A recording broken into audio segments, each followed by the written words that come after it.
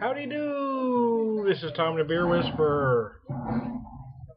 And look what we got here. This is what we're talking about today. This is a Civil Life Brewery out of St. Louis, Missouri. And since I have to be here so often, I'm calling it local. And what I'm talking about is not necessarily the beer I'm drinking, is that Civil Life is a relatively young brewery. See if I can get that up so you can see it. I'm having a hard time pouring this bad boy with one hand there. They're relatively young, but their concentration is on session brews. And for instance, I'm going to let's take a good look at this. This is a beautiful color in my mother's glass here. Some on my mother's glass there. Anyways, see that color? This is a rye pale ale, not a rye IPA. It runs 4.5%. The trend now is to do rye, do a IPA using rye malt. This is just a rye pale. It's 4.5%. Utilizes a 20% rye malt, which gives you a slightly different characteristic. Sometimes I sound smart. Slightly different characteristic than your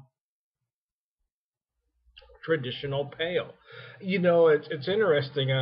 It's odd now to see a young brewery concentrating on just session ales. There's a lot of older brew pubs that have kind of got stuck because they started out doing sessions, and more current breweries have come up doing bigger and bigger brews, and the focus has gone away from those session ales. So these guys are relatively new to the market, and that's their niche is a fine quality session ale.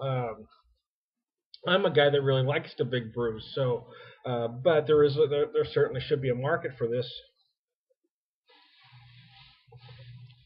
Because sometimes you just want something light and refreshing.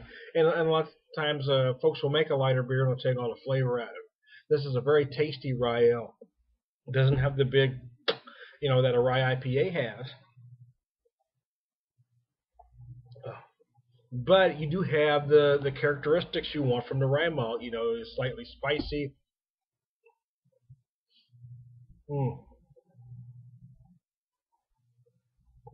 I hope to be able to try more stuff from them. I shared my experience of drinking their English bitter yesterday, and I just had to go back and try something else. So I bought this growler, so I'm going to try it. And the trick a lot of times with a growler or any beers like this is to see how they hold up after a few. So I'm probably going to do a couple segments, chronicling my journey through this growler. So anyway, I'm going to cut this one short. Having said that. But don't be afraid to just go with the session brews. Not everything has to be, a whopping 6, 7, 8, 9, 10%. Sometimes you just want a 4.5% session ale, but you want to have a little flavor. So there you go. So the Beer Whisperer's gonna keep this one mellow. That's kind of a rather low-key Beer Whisperer for this episode. It'll change as it goes.